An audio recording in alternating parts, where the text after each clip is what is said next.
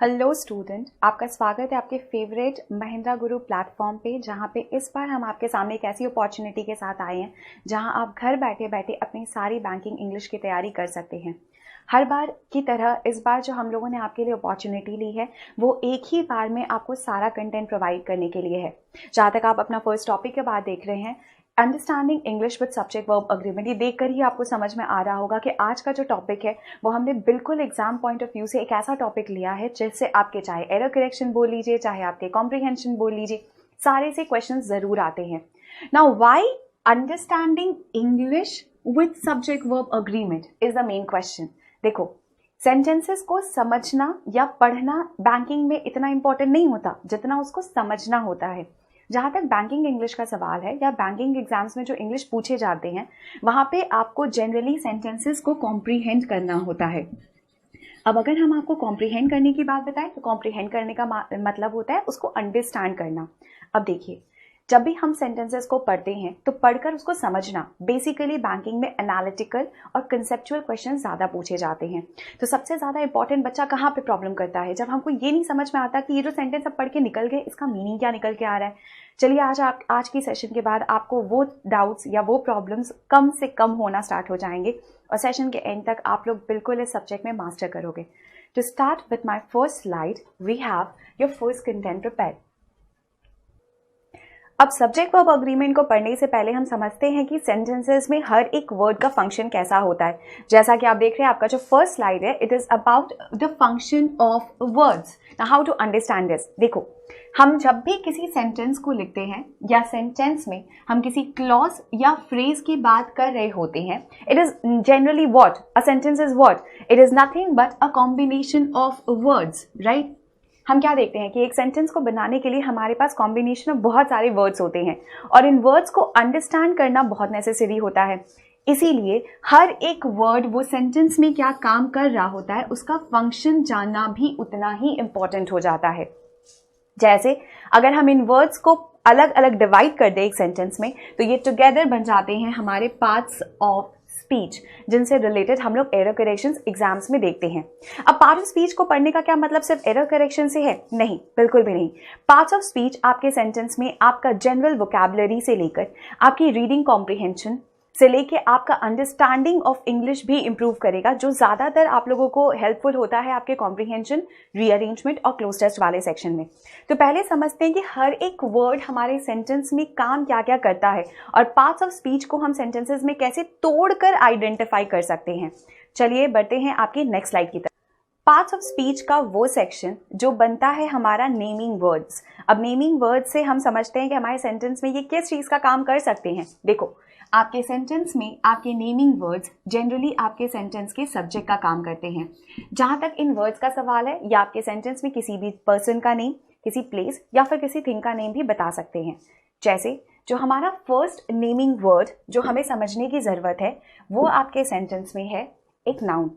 मतलब part of speech का एक ऐसा सेक्शन जहां से आपके सेंटेंस में ये एक नाउन का काम कर सकता है। सो बेसिकली आपके सेंटेंस में नाउन्स आपके सब्जेक्ट का भी काम कर सकते हैं।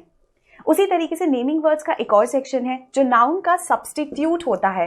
यस, यू आर करेक्ट, आपने उसको सही बिल्कुल गेस कर लिया है। Those are nothing but your pronouns, that's correct. अब जहाँ तक प्रोनाउंस का सवाल है, ये जनरली हमारे नाउन्स के सब्स्टिट्यूट होते हैं। अब जहाँ तक हम नाम की अगर बात करें तो अगर हम यहाँ पे राम बोल रहे हैं और राम हमारे सेंटेंस का सब्जेक्ट अगर बन सकता है तो उतना ही क्लियर है अगर हम ही बोले तो ही भी हमारे सेंटेंस में अगर एक्शन परफॉर्म करे तो सब्जेक्ट का काम कर सकता है। सो बेसिकली अगर हम आपके सेंटेंस की शुरुआत की बात करें तो आपके सेंटेंस में जो नेमिंग वर्ड्स आते हैं जैसे कि आपके नाउन्स या फिर आपके प्रोनाउंस, तो आपके सेंटेंस में वो काम किसका कर सकते हैं? एक सब्जेक्ट का। क्लियर? आपके पार्ट ऑफ स्पीच का ये तो था आपका first slide. Moving on to the next. Naming words के बाद जो सेंटेंस का दूसरा हिस्सा आपको समझने की जरूरत होती है वो होते हैं हमारे असर्टिव वर्ड्स। अब चलिए पहले असर्टिव वर्ड्स के बारे में पढ़ते हैं। वो आखिर काम क्या करते हैं? वो ये बताते हैं कि आपके सेंटेंस में जो नेमिंग वर्ड्स थे, मतलब आपके सेंटेंस में जो वर्ड्स आपके सब्जेक्ट बन रहे थे, वो कैसा एक्शन परफॉर्म कर रहे हैं या वो किस स्टेट में है। मतलब जो आपका सब्जेक्ट है वो किस स्टेट को बिलोंग कर रहा है ये सेंटेंस में हमारे वर्ड्स बताएंगे। वर्ब्स आपके सेंटेंस में, जिसको हम हिंदी में क्रिया भी बोलते हैं, जो हमारा डूइंग एक्शन बताते हैं, मतलब सब्जेक्ट क्या एक्शन परफॉर्म कर रहा है या सब्जेक्ट किस स्टेट में है, ऐसे वर्ड्स को सेंटेंस में जब हम पढ़ेंगे तोड़कर, तो हम जो नेक्स्ट पार्ट ऑफ स्पीच पढ़ने जाएंगे वो होंगे आपके verbs. Clear? Moving on to your next slide. Next we have describing words. अब जैसे अगर हम सेंटेंस की बात करें तो हमने सेंटेंस में अब तक क्या क्या पढ़ लिया? हमने पढ़ लिया सब्जेक्ट क्या होगा, मतलब आपके नेमिंग वर्ड्स। इसके बाद सब्जेक्ट टूट कर क्या बन जाएंगे? आपके वर्ड्स ऐसे जो आपके सेंटेंस में असर्ट करेंगे, मतलब वो बताएंगे कि वो क्या है। तो इसका मतलब आपके सेंटेंस में नाउन, प्रोनाउन के बाद जिस सेक्शन पे हम गए थे वो क्या था? हमारा वर्ब। अब हम इसके बाद हमारे सब्जेक्ट को डिस्क्राइब करने वाले वर्ड्स के पास जा रहे हैं, जिसको हम बोलते हैं डिस्क्राइबिंग वर्ड्स। ये आपके सेंटेंस के सब्जेक्ट का क्वालिटी, क्वांटिटी या फिर आपके सेंटेंस में नंबर या सब्जेक्ट के मैनर को भी एक्सप्लेन कर सकते हैं। और ये हमारा फेवरेट सेक्शन है हमारे एरर करेक्शन का, और वो है आपके सेंटेंस का। जहां तक आपके एरर करेक्शन का सवाल है, वो आपके सेंटेंस में बनेंगे आपके एडजेक्टिव्स। अब एडजेक्टिव्स आपके सेंटेंस में कैसा पार्ट प्ले करते हैं वो भी जानना बहुत जरूरी है। या आपके सेंटेंस में आपके नाउन्स को या फिर आपके प्रोनाउंस को एक क्वालिफाइंग मीनिंग दे रहे होंगे, मतलब डिस्क्राइब कर रहे होंगे। समझ आया? एडजेक्टिव्स के बाद जो सेक्शन आता है हमारा, वो एडवर्ब्स होता है। एक ऐसा वर्ड, एक ऐसा पार्ट ऑफ स्पीच आपके सेंटेंस में जो आपके एडजेक्टिव्स को मीनिंग दे रहा होगा, और वो बनेगा हमारा एडवर्ब। सो बेसिकली हमारे सेंटेंस में after finding your naming words, your assertive sentences, we come to your describing words which are your adjective and adverbs. Moving forward to your next slide. जहां तक आप लोगों के सब्जेक्ट्स की classification की बात आती है, अब हम आते हैं हमारे सबसे वाइटल सेक्शन पे, जिसको हम डिटरमाइनर्स भी बोलते हैं। और इन वर्ड्स को आइडेंटिफाई किया जाता है ए, एन और द से। अब अगर ऐसे बोला जाए ना, तो देखो बहुत आसान होता है। नाउन को समझाना बहुत ईजी है, हम सिंपली बोल देंगे वो एक नेमिंग वर्ड है। प्रोनाउन को पूछा तो it is a substitute of a noun. तो अगर हम पूछें कि हमारे सेंटेंस में डिटरमाइनर्स क्या काम करते हैं, राइट, तो अगर हम हमारे सेंटेंस में डिटरमाइनर्स की बात कर रहे हैं, तो वो हमारे सेंटेंस में एक्चुअली काम करते हैं आर्टिकल्स का।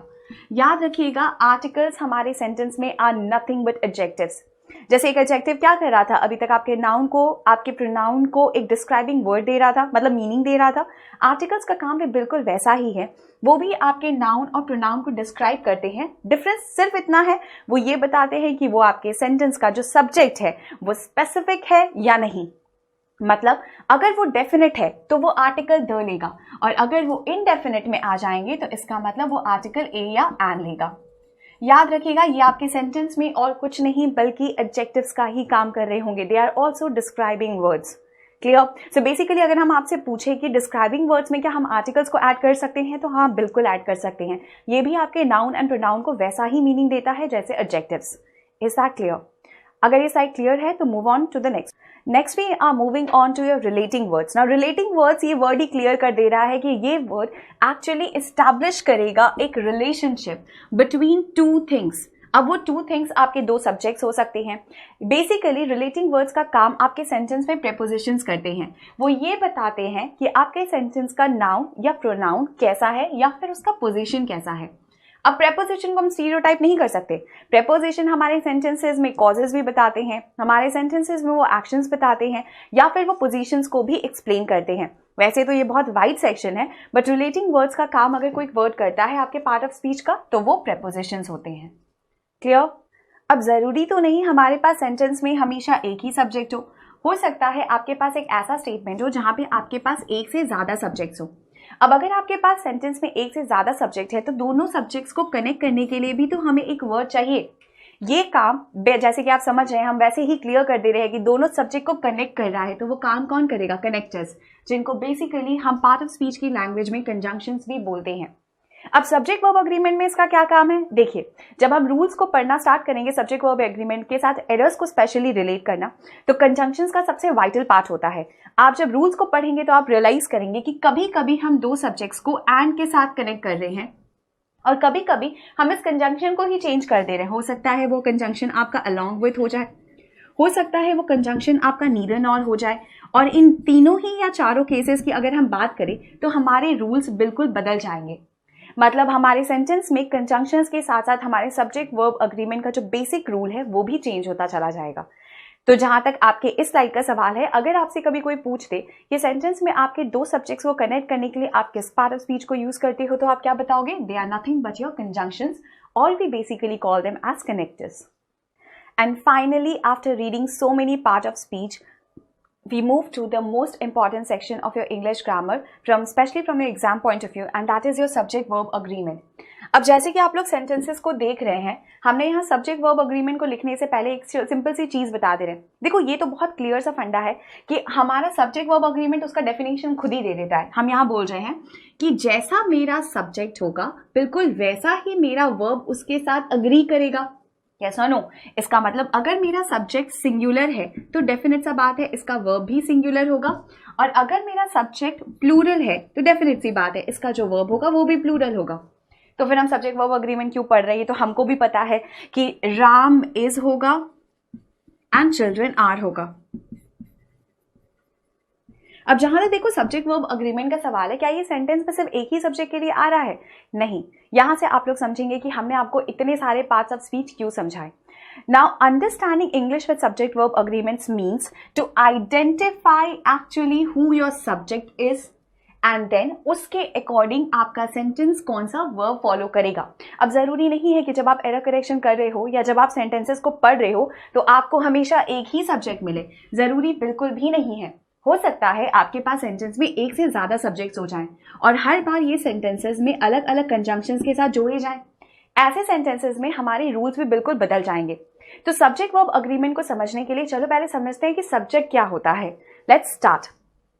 देखिए, जहां तक आपके फर्स्ट स्टेटमेंट का सवाल है, देखते ही एकदम क्लियर हो जा रहा है ना कि ही आर माई क्लासमेट हो नहीं सकता. अब देखो, ही हमारे सेंटेंस में एक्चुअली हमारा सब्जेक्ट बन रहा है. क्यों बन रहा है ये भी तो समझना पड़ेगा. देखो, हमेशा याद रखिएगा कि हर एक सेंटेंस को जब बनाया जाता है, जब भी कोई सेंटेंस बनता है तो सेंटेंस को दो पार्ट्स में डिवाइड किया जाता है. एक पार्ट होता है आपका सब्जेक्ट और दूसरा पार्ट होता है आपका प्रेडिकेट. अब सेंटेंस में जहां पे भी आपके सेंटेंस में कोई भी एक्शन ऐसा है जो सब्जेक्ट खुद परफॉर्म कर रहा है, या कोई भी एक्शन ऐसा है जो सब्जेक्ट का स्टेट बता रहा हो, याद रखिएगा, अगर सेंटेंस में सब्जेक्ट खुद एक्शन परफॉर्म कर रहा है या वो सेंटेंस में सब्जेक्ट का स्टेट बताया जा रहा हो तो सेंटेंस में वो सब्जेक्ट है. और उसके बाद का जितना भी आपका फॉर्म स्टार्ट होता है उसी सेंटेंस का, उसको हम कुछ नहीं बोलते बल्कि प्रेडिकेट बोलते हैं. मतलब अगर हमें सेंटेंस की बात करें तो ही तो डेफिनेट सा बात है, हमको देख के समझ में आ रहा है कि ये हमारा सब्जेक्ट है, क्योंकि आप उसके बारे में बता रहे हैं, वो मेरा क्लासमेट है, मतलब आप उसके स्टेट की बात बता रहे हैं, है ना. तो आप बोल रहे हैं वो मेरा क्लासमेट है. अब सेंटेंस में क्योंकि ये सब्जेक्ट है तो दूसरा हिस्सा जो हमारे सेंटेंस का है वो क्या बन जा रहा है? हमारा प्रेडिकेट बन जा रहा है. अब हमने क्या देखा? हमने देखा कि हमारे पास सेंटेंस में जो सब्जेक्ट है वो सिंगुलर है.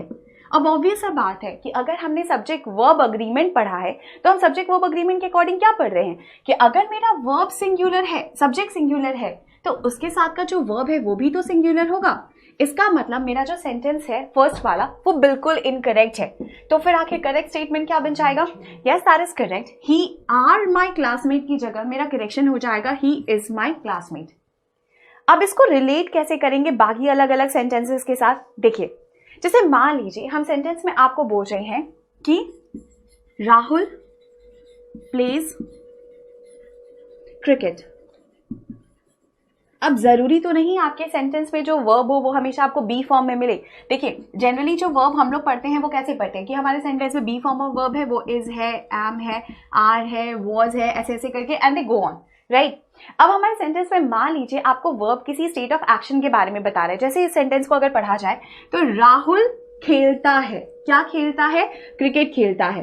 अब याद रखिएगा, अगर आपको सेंटेंस में आपके सब्जेक्ट को आइडेंटिफाई करना है तो आप सब्जेक्ट को आइडेंटिफाई करिएगा सीधे सीधे एक क्वेश्चन के साथ जो आंसर देगा हु का.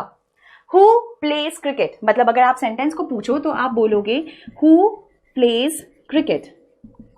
तो हम सेंटेंस में क्या बोल रहे हैं? Rahul pledge cricket. तो अगर मेरे सेंटेंस का आंसर हु से आ रहा है तो इसका मतलब वो आंसर कौन दे रहा है? राहुल दे रहा है. तो वो मेरे सेंटेंस का क्या बन जाएगा? सब्जेक्ट बन जाएगा, राइट. अब राहुल खेलता है, राइट.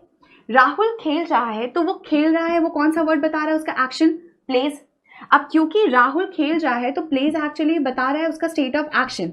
अब अगर एक्शन बता रहा है तो इसका मतलब वो मेरे सेंटेंस में किस चीज का काम कर रहा है? मेरे वर्ब का, राइट. Rahul pledge what.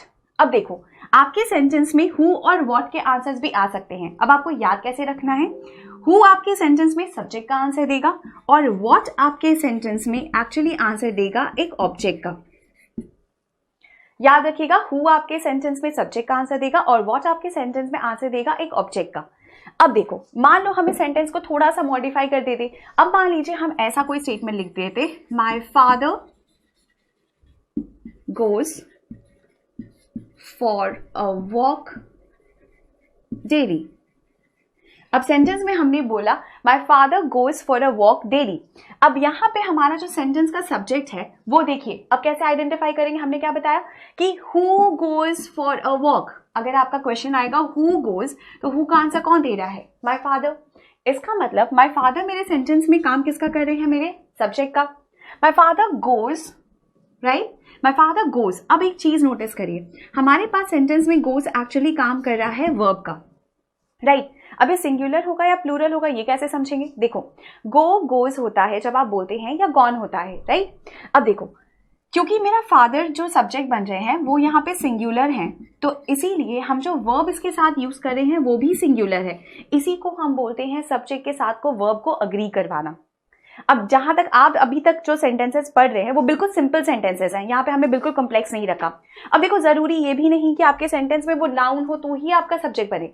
हो सकता है आपके सेंटेंस में नाउन ना हो, और मान लीजिए अगर हम सेंटेंस को ऐसे लिख दें, दे आर,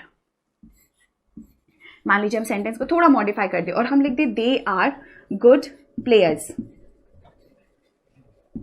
अब अगर हम इस सेंटेंस को लिख रहे हैं तो देखो हमारे यहाँ पे सेंटेंस कौन बन रहा है, दे बन रहा है। अब दे को जब हम देख रहे हैं तो दे एक्चुअली में सेंटेंस में नाउन नहीं है, लेकिन ये काम किसका कर रहा है, प्रोनाउन का कर रहा है।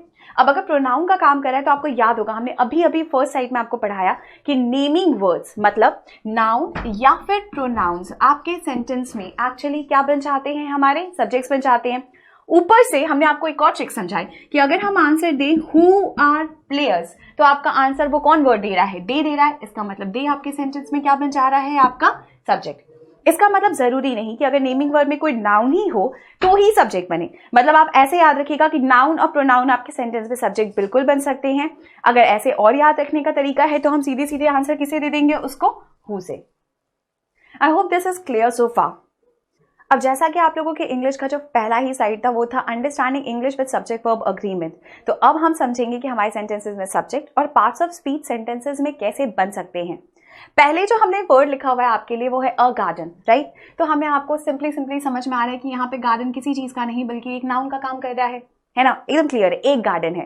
देखो याद रखना कि ए जो आपके सेंटेंस में हमने क्या बोला था, ये डिटर्मिनर्स होते हैं, मतलब एडजेक्टिव्स का काम करते हैं ना। देखो कैसे काम कर रहा है तो ये आर्टिकल, बिल्कुल सही बात है। इसका जो न्यूमेरिकल वैल्यू होता है वो हमेशा 1 होता है। तो मतलब आप सेंटेंस में अगर हम बोले कि आप कितने गार्डन्स की बात कर रहे हो तो आप क्या बोलोगे, आप एक ही गार्डन की बात कर रहे हो, है ना। चलिए सेंटेंस को थोड़ा और आगे बढ़ा दिया जाए। अब अगर हम इस सेंटेंस को थोड़ा और आगे बढ़ा दें तो अब हमने देख रहे हैं अ ब्यूटीफुल गार्डन। अब हम उस गार्डन को थोड़ा सा और डिस्क्राइब कर रहे हैं, है ना। मतलब देखो अब आपके पार्ट ऑफ स्पीच को हमने फिर से एक पार्ट में तोड़ा और हमने बोला इस बार हमारे पास एक गार्डन है which is acting what is beautiful, है ना। तो अगर हम देखें तो गार्डन हमारे सेंटेंस में सब्जेक्ट बन जा रहा है और वो कैसा है, ब्यूटीफुल है। तो वो सेंटेंस में काम किसका कर रहा है, आपके एडजेक्टिव का, राइट। अब एक गार्डन है जो बहुत ब्यूटीफुल है। चलिए इसको थोड़ा और बड़ा करते हैं, एक और बात समझते हैं कि पार्ट ऑफ स्पीच सेंटेंस में और कहाँ पे आ सकता है।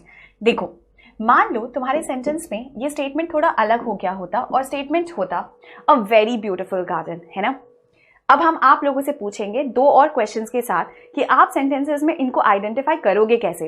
अब इस गार्डन की क्वालिटी थोड़ी सी और एक्सीड करिए, अब वो ब्यूटीफुल से ज्यादा ब्यूटीफुल हो गया। मतलब अगर हम हिंदी में बोले तो ये गार्डन बहुत ही खूबसूरत है ना। तो इसका मतलब इसका जो फॉर्म है वो थोड़ा और साथ एक्सप्लेन कर रहा है इस सेंटेंस को। तो आखिर ये कौन सा पार्ट ऑफ स्पीच है, देखते हैं।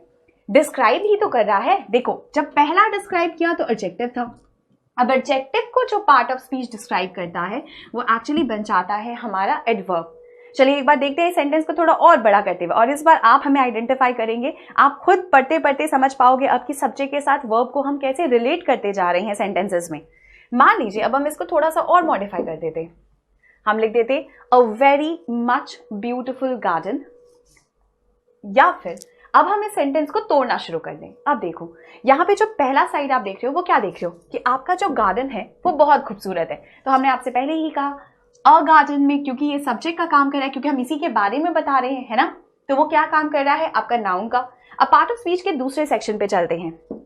जब हम सेंटेंस की बात कर रहे हैं ब्यूटीफुल की, तो ब्यूटीफुल आपके सेंटेंस में किस चीज का काम कर रहा है, एडजेक्टिव का, क्योंकि वो इस गार्डन की ही क्वालिटी बता रहा है ना। कैसा गार्डन है, खूबसूरत गार्डन है।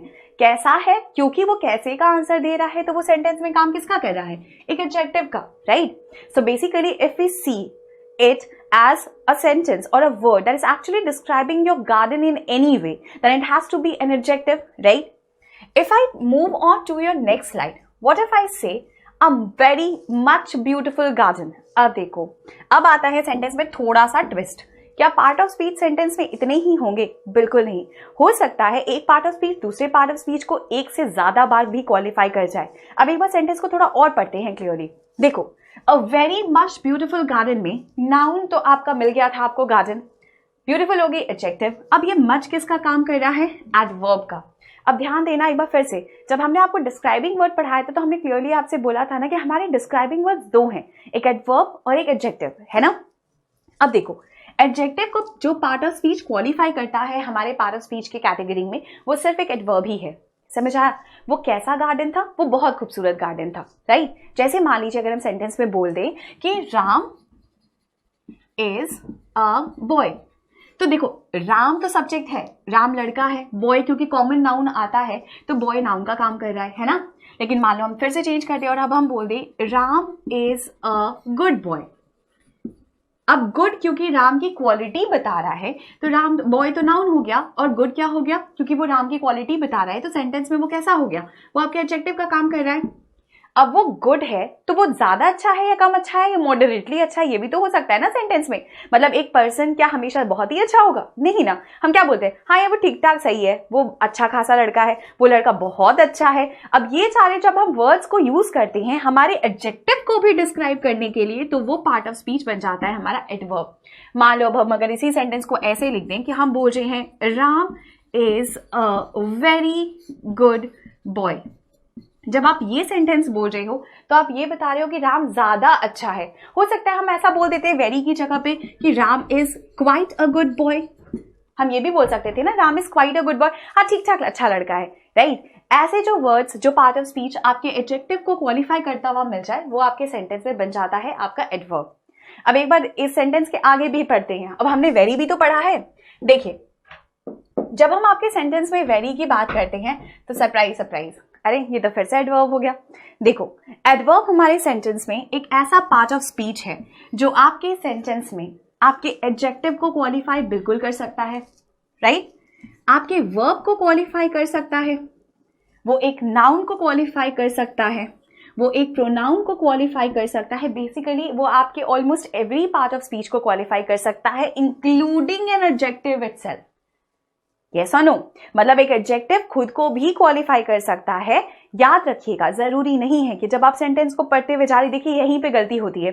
अब हमने बोल दिया गार्डन ब्यूटीफुल था, बहुत ब्यूटीफुल था, अरे वो तो बहुत ज्यादा ब्यूटीफुल था, है ना। हम जब ऐसे सेंटेंसेस को जब यूज करते हैं तो हम देखते हैं कई बार एक ही वर्ड दो बार आ जा रहा है, तो क्या ऐसा नहीं हो सकता दो पार्ट ऑफ स्पीच आ सकते हैं? बिल्कुल आ सकते हैं। इसीलिए तो ये सेशन स्टार्ट किया था कि अंडरस्टैंडिंग इंग्लिश मतलब सेंटेंसेस को पार्ट ऑफ स्पीच में डिवाइड करना और फिर हम सब्जेक्ट और वर्ब के साथ उनको अग्री करना सीखें। यही तो हमारा मेन एजेंडा है। जो आप लोगों का जो नेक्स्ट स्लाइड होगा वो इसके बाद की क्लासेस में हम सब्जेक्ट वर्ब अग्रीमेंट के रूल्स के ऊपर करेंगे, बट फिलहाल के लिए एक बार फिर से रिवाइज कर लेते हैं। याद क्या रखेंगे कि हमारे सेंटेंस में एक नाउन ऐसा होगा जो हु या फिर व्हाट का आंसर दे सकता है। हु है तो सब्जेक्ट और व्हाट है तो ऑब्जेक्ट, राइट। अब अगर नाउन्स की बात की जाए तो नाउन्स हमारे नेमिंग वर्ड्स होते हैं, मतलब वो आपके अगर सब्जेक्ट की बात की जाए तो वो नेमिंग वर्ड्स होते हैं, मतलब वो नाउन भी हो सकते हैं और प्रोनाउंस भी हो सकते हैं। ये कोई हार्ड एंड फास्ट नहीं है कि नाउन है तो ही सब्जेक्ट होगा, राइट। इसके बाद आते हैं हमारे वर्ब्स, जिसको हम असर्टिव वर्ड्स भी बोलते हैं। मतलब ये बताते हैं कि हमारा जो सब्जेक्ट है वो कैसा एक्शन परफॉर्म कर रहा है या वो किस स्टेट में है। Then we have describing words like your adjectives, like we have beautiful, we have ugly. So these words actually form your adjectives in sentences. Then we have also words that can actually qualify your adjective and themselves also. So basically अगर हमारे पास describing words की बात की जाए तो वो adverb और adjectives दोनों हो सकते हैं, और सेंटेंस में एक से ज्यादा पार्ट ऑफ स्पीच रिपीट बिल्कुल हो सकता है, राइट। जहां तक हमारे डिटरमाइनर्स का सवाल है तो ये भी वैसे डिस्क्राइबिंग वर्ड है, बट फिलहाल के लिए ऐसे याद रखिएगा कि ये डिटरमाइनर्स होते हैं और वो हमारे सेंटेंसेस में ये बताते हैं कि हमारा सब्जेक्ट डेफिनेट है या नहीं है, या उसकी क्वांटिटी कितनी है। मतलब अगर हम ए और एंड की बात करें तो ये दोनों हमारी क्वांटिटी का भी बात करते हैं, मतलब उसका जो न्यूमेरिकल वैल्यू होता है इन दोनों वर्ड्स का वो हमेशा 1 होता है। इज दैट क्लियर सो फार? अगर यहाँ तक आप लोगों को ये स्टेटमेंट क्लियर है तो इसको रिवाइज करके आइएगा। इसकी जो नेक्स्ट साइड होगी इसमें हम सब्जेक्ट वर्ब एग्रीमेंट के रूल्स को क्लियर करेंगे। Hope you had a wonderful session. I had it too. Thank you.